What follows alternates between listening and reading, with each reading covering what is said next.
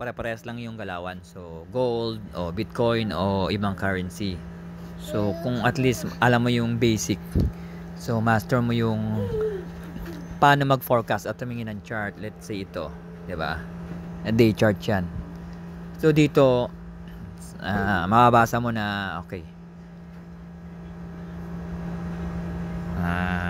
Teka. Ito. Yan.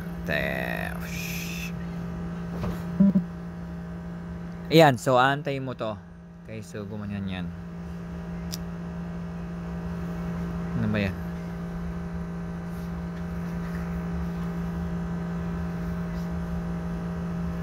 Okay. So gumanyan siya, 'di ba?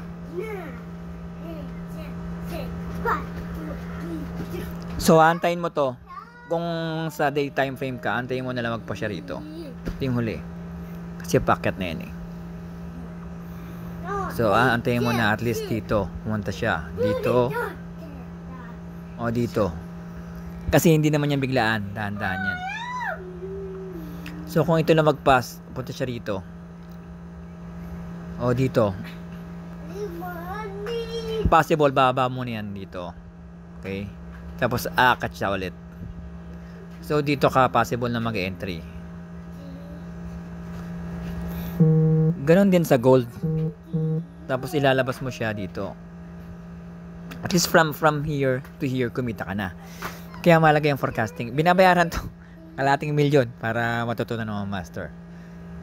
Okay, so kaya may way para malaman mo at least yung highest probability kung kailan ka papasok, kailan ka lalabas, o kailan ka bibili, kailan ka magbebenta ng gold, any currency or kahit Bitcoin. Okay, so sa gold,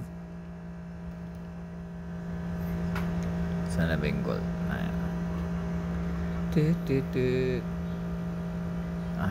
Ayaw gumalaw eh.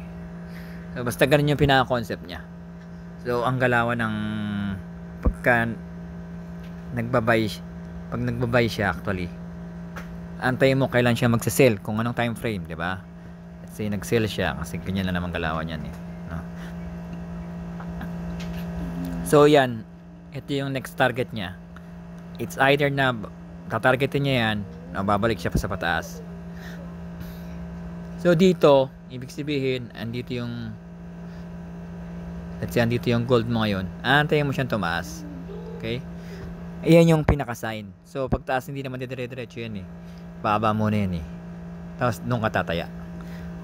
Kaya lang karamihan ng tao, including me, di ba? Wala kang discipline. Na-excite ka. Di ba? Tataya ka agad habang tumataas dito. Tatalo ka. Kasi kumita ka man dito, tapos bigla siyang bumaba. Talo ka, di ba? So discipline din talaga, tsaka skill.